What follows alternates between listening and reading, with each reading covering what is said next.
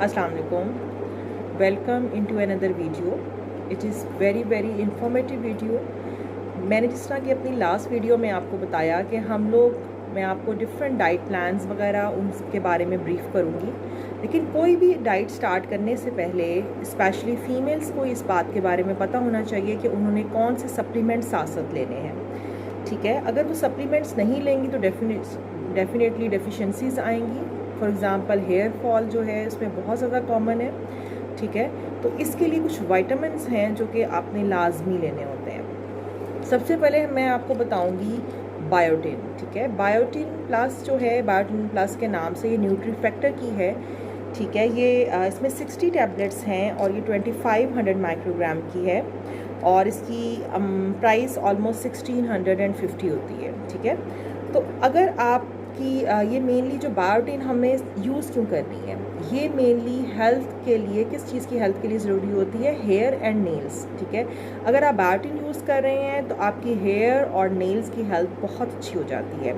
ठीक है, बहुत ही छोटी सी गोली होती है, लेकिन अगर किसी में काफ़ी ज़्यादा बायोटिन की डेफिशिएंसी है या रिक्वायरमेंट है, एक्सट्रीम डाइटिंग चल रही है, तो उसमें वो फिर 2 टैबलेट्स भी ले सकते हैं। ठीक है, तो अगर ये फॉर एग्जांपल हमारे पास 2500 माइक्रोग्राम की एक टैबलेट है और हम 2 टैबलेट्स लेते हैं, मीन्स के 5000 माइक्रोग्राम पर डे।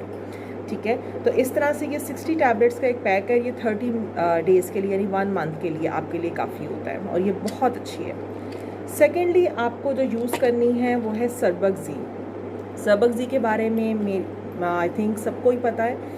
ठीक है, इसमें काफ़ी ज़्यादा मल्टीविटामिन्स हैं और साथ ही साथ इसमें जिंक शामिल है। पहले सरबग टी आती होती थी, ठीक है, लेकिन अब जी आती है, zinc. Zinc is very important for the health of your hairs. ठीक है, अब इसके अंदर भी डेफिनेटली डिफरेंट किस्म के बी कॉम्प्लेक्स वाइटामिन्स भी हैं, फॉलिक एसिड भी है और इन एडिशन जिंक है। सही, तो अगर आपने सरबगज़ी डेफिनेटली आप लेंगे, लेकिन आपको ये भी पता होना चाहिए आपने कौन सी मेडिसिन किस टाइम पे लेनी है। सरबगज़ी यूज़ करते हुए आपको इस बात का पता होना चाहिए कि आपने 1 आवर बिफोर या 1 आवर आफ्टर ना चाय लेनी है, ना कॉफ़ी लेनी है, ना ग्रीन टी लेनी है। अगर आप लेंगे तो इसका बिल्कुल इफ़ेक्ट ज़ाया हो जाता है। ठीक है, तो इसलिए आप कोशिश करें, अगर आप इसको ब्रेकफास्ट में लेना चाह रहे हैं तो आपने चाय, कॉफ़ी या ग्रीन टी नहीं लेनी। ठीक है, इसलिए अच्छा यही होता है कि आपने हार्मोन सुबह ये अगर ले लें ब्रेकफास्ट में, और इसको और बायोटिन को मिलाकर इकट्ठा लिया जा सकता है।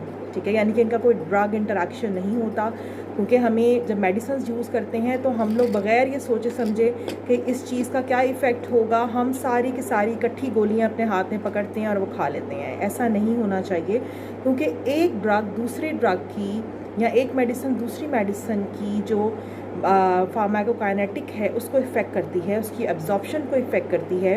ठीक है, तो इसलिए फिर फ़ायदा नहीं होता। जिस तरह से अगर आप ये ले रहे हैं सरबगज़ी, तो इसके साथ आपने बाकी जो आयरन या फॉलिक एसिड की दूसरी मेडिसिन्स हैं या कैल्शियम, विटामिन डी है, ये आपने नहीं लेने। ठीक है, तो यानी मेनली मॉर्निंग में जो डाइट करना चाह रहे हैं उन्होंने ये सरबगज़ी और बायोटिन ले सकते हैं, लेकिन चाय या कॉफ़ी का यूज़ 1 आवर तक ना हो, ना बिफोर ना आफ्टर।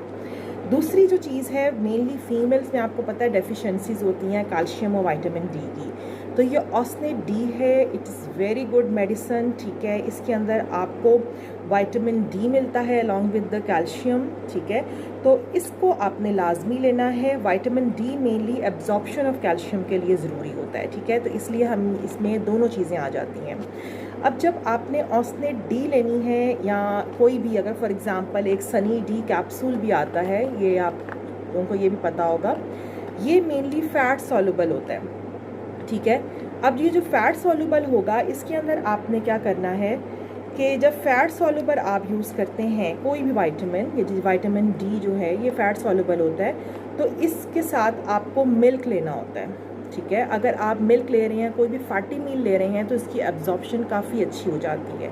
ठीक है, तो इसलिए आपने जो सनी डी कैप्सूल है उसको अलॉन्ग विथ फैटी मील लेना होता है, और ये आप मंथ में सिर्फ 2 दफ़ा यूज़ करेंगे, मीन्स के 15 डेज़ के गैप के साथ, और ये आप इसी तरह से हर 3-4 महीने के बाद इसको रिपीट कर सकते हैं 2 टाइम्स अ मंथ। ठीक हो गया, ये सनी डी कैप्सूल है और ये है ऑस्नेट डी। इसका ऑस्नेट डी को आपने कोशिश करनी है कि इसको आप अब आयरन के साथ ना लें, ठीक है।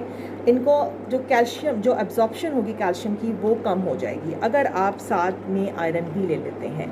जब लोग डाइटिंग कर रहे होते हैं तो इसमें एक जो मेन चीज़ आ रही होती है वो होती है इनके हेयर फॉल हो रहे होते हैं। अब उसमें सबसे पहले डायग्नोसिस बहुत इंपॉर्टेंट होता है। कुछ फीमेल्स में आयरन की डेफिशिएंसी होती है, कुछ में कैल्शियम डेफिशिएंसी है, कुछ में विटामिन डी डेफिशिएंसी है, ठीक है, जिंक कम हुआ हुआ है। तो मेनली कोशिश ये करनी चाहिए, सबसे पहले आप अपने पूरे प्रॉपर टेस्ट करवाएं, बायोकेमिकल टेस्ट करवाएं, आपको पता चले कि मेनली डेफिशिएंसी किस जगह पर है, किस लेवल पर है, फिर उसके अकॉर्डिंगली आप डॉक्टर से प्रिस्क्राइब करवा के मेडिसिन लें। मैं आपको एक जर्नल आइडिया दे रही हूँ, जो कि घर में फीमेल्स होती हैं और उनके पास टाइम नहीं होता कहीं जाने का, तो उनको मैं बेसिकली बताने के लिए कह रही हूँ कि ये मेडिसिन आप बड़ी आसानी से ले सकते हैं। अब जो आयरन और फॉलिक एसिड की मेडिसिन है, जिस तरह से ये मेरे पास है फीफॉल विट, इसमें आयरन भी है और साथ फॉलिक एसिड भी है, यानी अगर आप ये लेती हैं तो इसमें दोनों चीज़ें आ जाती हैं। और ये 56 कैप्सूल्स होते हैं इसके अंदर, ऑलमोस्ट यानी 2 मंथ्स के लिए होती है और बहुत ही रीज़नेबल प्राइस में आती है। ये 281 रुपीज़ की है, ठीक है, जिसके अंदर 56 कैप्सूल्स हैं।